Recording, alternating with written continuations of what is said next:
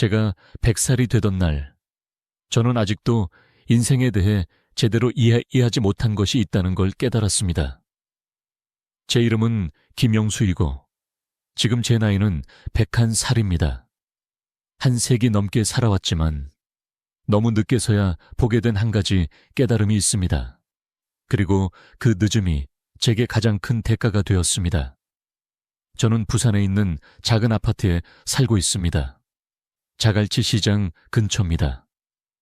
창문을 열면 바다가 보이고 아침이 되면 상인들이 가판을 열고 소금기 섞인 물로 바닥을 씻는 소리가 들립니다.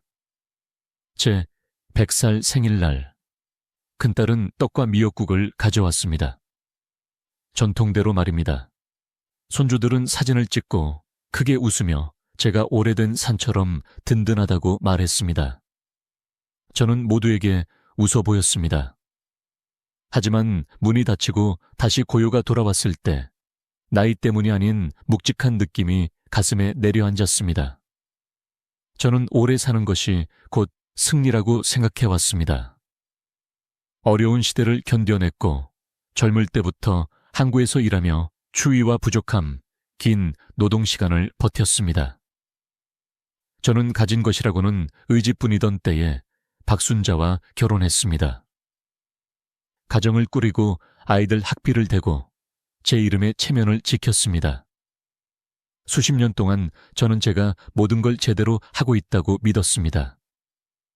제 세대에서 좋은 남자는 불평하지 않고 책임을 어기지 않는 사람이었습니다. 그런데 그날 밤 거실의 낮은 탁자 위에 오래된 사진들이 흩어져 있는 것을 보며 혼자 앉아 있다가 저는 한 가지 질문이 떠오르는 걸 느꼈습니다. 저는 그 질문을 한 번도 제대로 해본 적이 없었습니다. 오래 살기는 했는데 나는 정말 옳게 살아왔던 걸까? 단순한 후회가 아니었습니다. 마치 옆을 한 번도 돌아보지 않고 한 길을 끝까지 걸어온 것 같은 더 깊은 느낌이었습니다. 저는 경상도의 작은 마을에서 보낸 젊은 시절을 떠올렸습니다. 좀처럼 자랑스럽다는 말을 하지 않던 아버지의 굳은 얼굴도 떠올랐습니다. 저는 스스로에게 약속했습니다. 아버지보다 더 강해지자, 더 안정적이 되자, 더 존경받는 사람이 되자. 저는 그렇게 해냈습니다.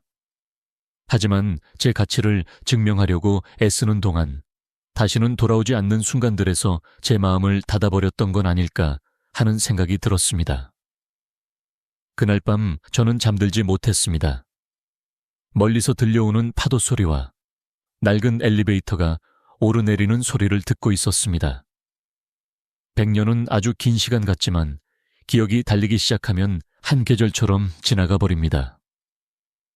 저는 아이들과 바닥에 앉아 놀기보다 일을 택했던 날들을 떠올렸습니다. 언젠가 시간이 날 거라고 생각하며 미뤄둔 대화들도 떠올렸습니다. 100살이 되면 몸은 느려지지만 마음은 뜻밖의 또렷해집니다. 속에서 무언가가 정리되는 느낌이 듭니다. 그리고 그 소박한 거실 보리차 향이 아직 남아있는 그 자리에서 저는 알게 되었습니다. 제 긴 삶이 이야기의 가장 중요한 부분이 아니었다는 것을요. 정말 중요한 것은 강해지려고 애쓰느라 놓쳐버린 것들이었습니다. 그 깨달음은 그날 밤에 완전히 끝나지 않았습니다. 그것은 불안함처럼 시작되었습니다. 제가 스스로를 바라보던 모습에 작은 금이 간 것처럼 느껴졌습니다. 저는 아직 제 인생에서 가장 큰 가르침이 무엇인지 확실히 알지 못했습니다. 하지만 한 세기를 지나 처음으로 저는 이 질문을 끝까지 마주해야 한다고 느꼈습니다. 저는 그 질문을 끝까지 마주해야 한다고 느꼈습니다. 그리고 더는 피하지 않겠다고 마음먹자 생각지 못한 힘으로 기억들이 돌아오기 시작했습니다.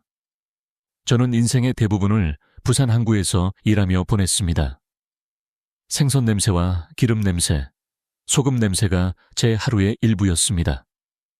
해가 뜨기 전 집을 나서고 어두워진 뒤에 돌아왔습니다. 많은 날 아이들은 이미 잠들어 있었습니다. 저는 스스로에게 말했습니다. 이건 아이들을 위해서라고. 진짜 아버지는 집안을 든든히 지키고 사소한 것에 시간을 빼앗기지 않는다고. 특히 한밤이 떠오릅니다. 막내 아들 김민재가 저를 기다리며 깨어 있었습니다. 그때 아이는 8살쯤이었을 겁니다. 제가 신발을 벗는 동안 제 옆에 앉더니 다음 날 학교 축제에 올 수 있냐고 물었습니다.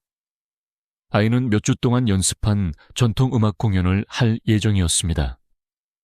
저는 가보겠다고 답했지만 속으로는 이미 못 갈 걸 알고 있었습니다. 다음 날 배가 늦게 들어오는 바람에 우리는 늦게까지 하역을 해야 했습니다.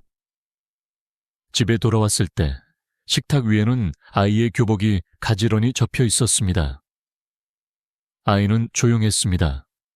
그저 모든 게 잘 끝났다고만 말했습니다. 저는 자세히 묻지 않았습니다. 그저 아이의 어깨를 가볍게 두드리고 잠자리에 들었습니다.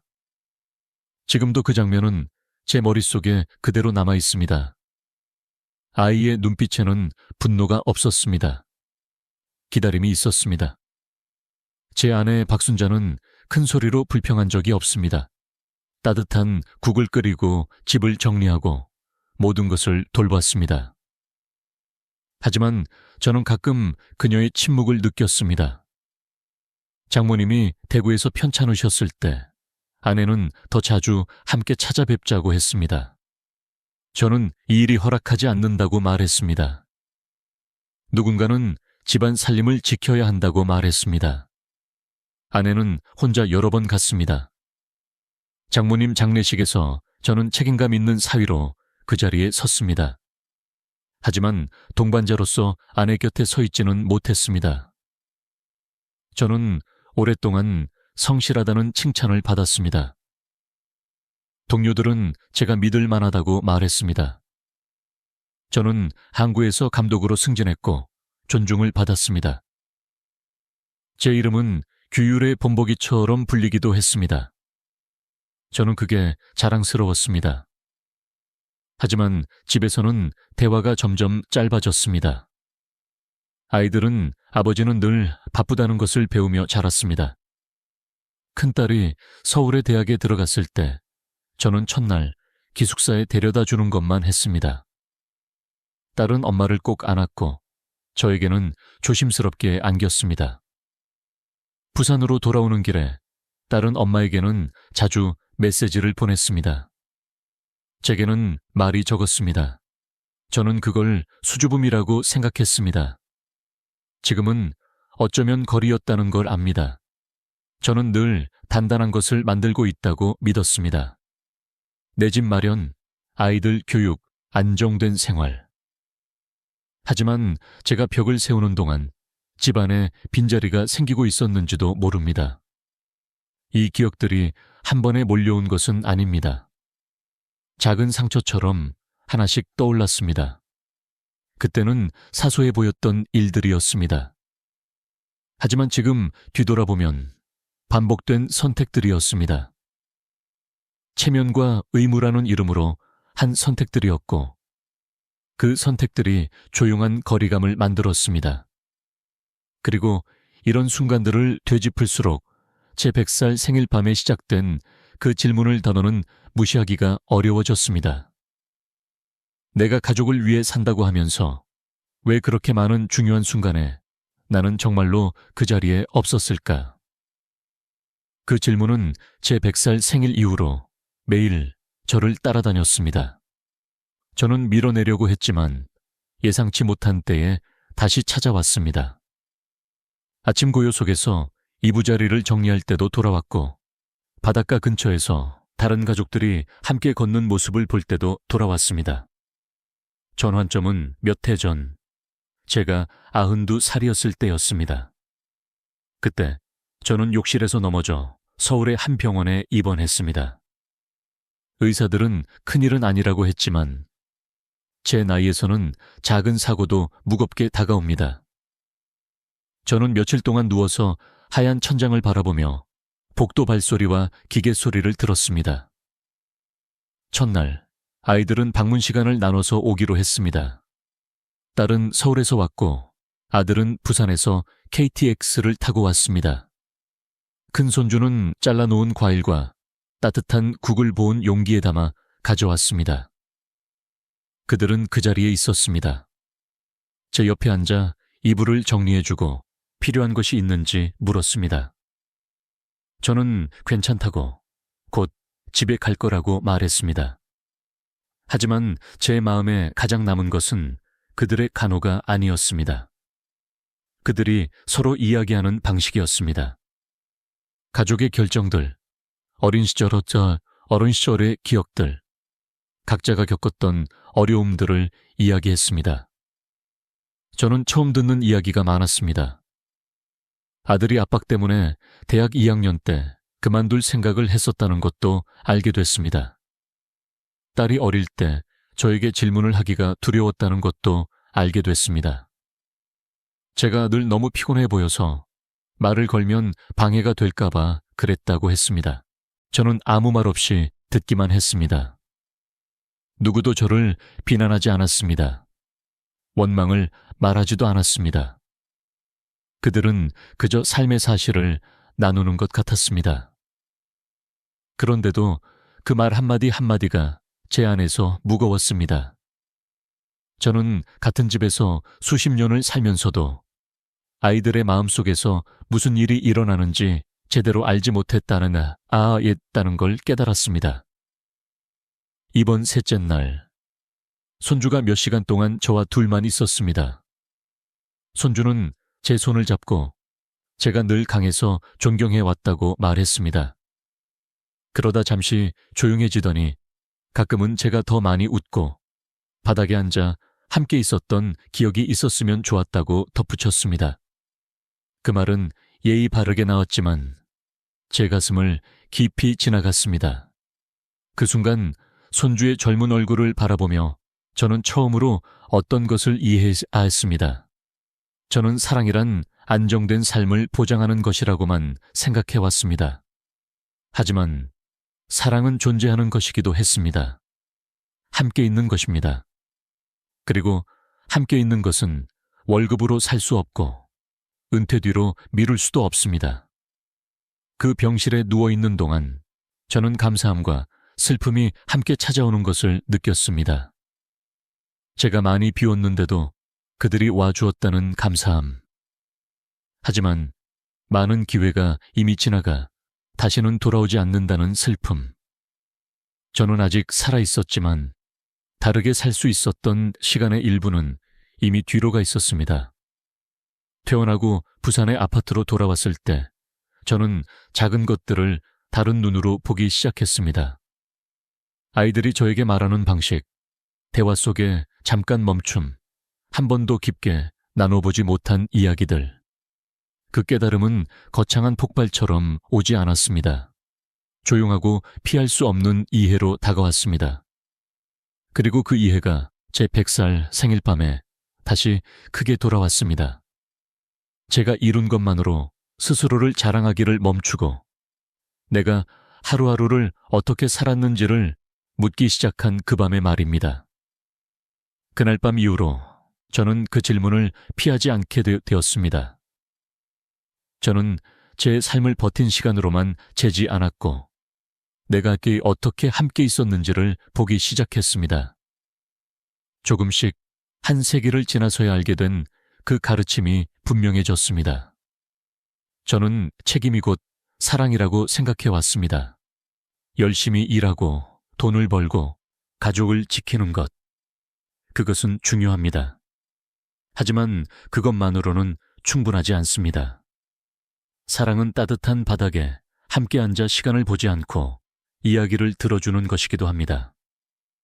몸이 피곤해도 학교 축제에 가는 것이기도 합니다. 아내의 침묵이 거리가 되기 전에 알아차리는 것이기도 합니다. 저는 40년 전에 부산 항구로 돌아가 다른 선택을 할 수 없습니다. 그 밤 아들의 얼굴 앞에서 내일 첫 줄에 앉아 있겠다고 다시 말할 수도 없습니다. 시간은 흥정하지 않습니다. 그저 지나갑니다. 그리고 지나갈 때, 그때는 너무 작아 보였던 소중한 기회들을 함께 데려갑니다. 지금은 가족이 저를 찾아올 때 저는 정말로 집중합니다. 손주가 서울에서의 일을 이야기하면 저는 하나하나를 듣습니다. 딸이 피곤하다고 말하면 저는 더 묻습니다. 과거를 보상하려는 것이 아닙니다. 저는 이제 알기 때문입니다. 함께 있는 것은 미래에 약속하는 것이 아니라 지금 실천하는 것이라는 것을요. 지금 제 이야기를 듣고 있는 당신에게 저는 차분히 생각해보라고 말하고 싶습니다. 100살이 될 때까지 기다렸다가 곁에 있던 사람들에게 정말로 함께 있었는지 묻지 마십시오. 체면과 의무는 우리 문화에서 중요한 가치입니다. 저도 그렇게 믿고 자랐습니다. 하지만 함께 있어주는 것도 체면입니다. 듣는 것도 의무입니다. 당신이 지금 많이 일하고 있다면, 가족의 안정을 지키기 위해 애쓰고 있다면, 저처럼 그러고 있다면 한 가지는 잊지 마십시오. 남는 기억은 돈을 번 일만이 아닙니다. 대화, 웃음, 누군가가 자신이 보였다고 느낀 순간들이 남습니다. 이 이야기가 당신 마음에 무엇인가를 남겼다면 이 채널을 구독해 주시면 좋겠습니다. 여기서는 나이가 천천히 가르쳐 주는 것들을 함께 이야기합니다. 이 영상에 좋아요를 눌러주시면 다른 사람들도 이 생각을 들을 수 있습니다. 그리고 댓글에는 아주 간단히 적어주세요. 당신이 사랑하는 사람과 놓치고 싶지 않은 순간은 무엇인지 작은 것이라도 좋습니다. 때로는 작은 것이 정말 큰 차이를 만듭니다. 저는 한 세기 넘게 살았습니다. 아직도 배우고 있습니다. 당신은 저보다 조금 더 일찍 배우기를 바랍니다. 제 이야기를 들어주셔서 고맙습니다. 오늘 집으로 돌아가실 때 정말로 함께 있어 주시길 바랍니다.